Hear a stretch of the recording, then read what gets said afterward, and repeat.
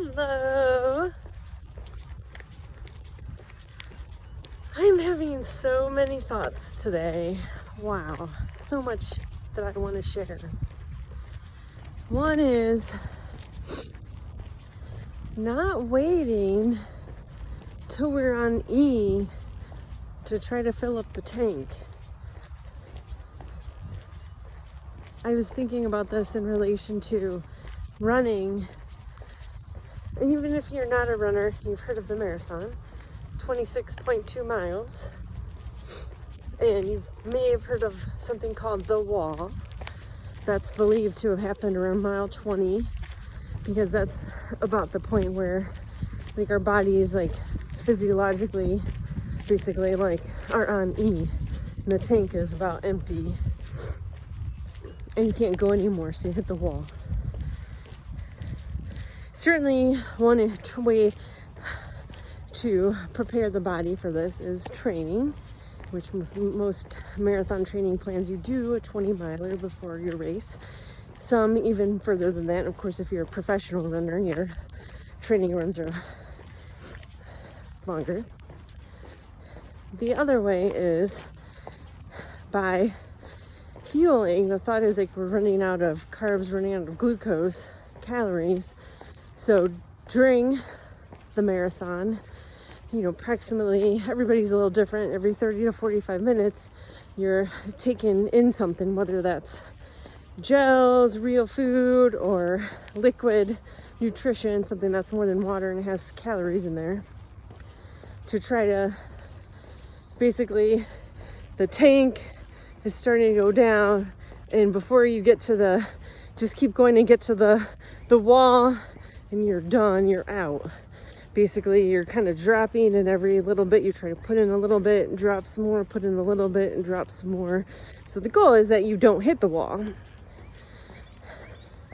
it just made me think about like a day as a dentist or hygienist, anybody in the dental office. I mean, really any field for that matter. We just sometimes keep pushing and pushing and pushing through the day, work through lunch, push, and crash at the end of the day. Like some of the posts in some of the dental groups where I just feel for these new young dentists have so much debt. They need some income, and they go work for corporations, DSOs, that they're expected to work through lunch, work past their supposed end time of the day.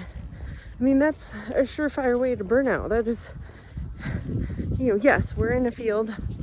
Things are going to happen. Emergencies are going to happen. We're going to need to work into lunch. We're going to have to stay a little late. That should be the exception, not the rule.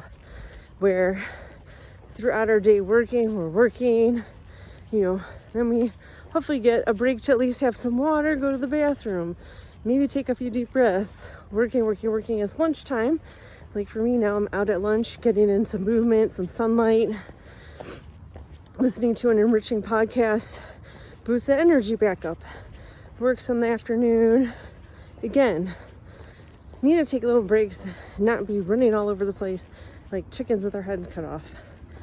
Because we cannot show up for our team, our patients.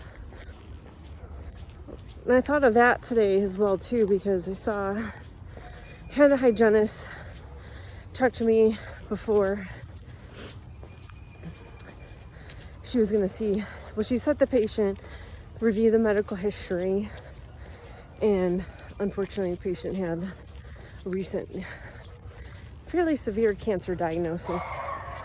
Tried, I don't know if it was just one course or round of chemo, and his body just couldn't take it. It was miserable, and he basically said, I'm not doing this.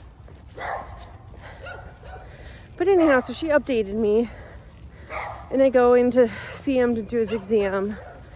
Sweet man. Bless his heart. I was able to, instead of trying to run around and be in and out of the room as fast as I can and whatnot, I by meditating in the morning, getting good water in, getting a good night's sleep last night, I was able to go into that exam and be present for him and acknowledge what he was going through. And it was just having a good interaction.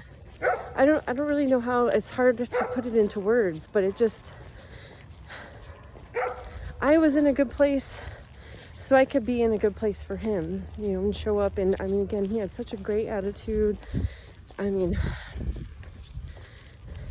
but it was difficult. It was difficult to go in there, and it was the first time I met him and acknowledge what he's going through, and again, just hold that space for him. And I was able to do that because I've been taking care of myself. When you aren't taking care of yourself and you're running yourself ragged, it's way harder.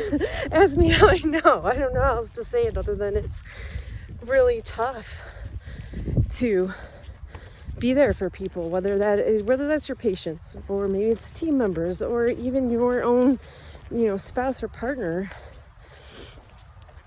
Being able to be there for others, really do need to first take care of ourselves. And that was just one example I kind of thought of this morning when it happened, and I left the room and was starting to overcome with emotion just because of what this poor guy's going through, and he just has such a good attitude. And I did. I went in the office, took a moment, kind of did a brief moment for him and energy clearing for myself, and then was able to proceed on with the rest of the day, my schedule. So it's just so important for us to do those things and recognize those things, that if we're not taking care of ourselves, if we're not taking the time to do so, we're not going to show up fully for others. And that goes back to my thing about filling up the tank. Not going till we're so depleted and we're like falling apart and have to hit the emergency button, to be honest. And that might mean some days some things slide. We're not perfect. We're not going to get everything done. We're not meant to. So important. So I challenge you as you go throughout your day to create that time. Take some moments. Don't let yourself drop to E. Take a moment, fill up the tank a little bit, maybe it gets depleted a little bit. And it does take awareness, paying attention to yourself and learning. And you'll learn pretty quick those cues. What do I need to do?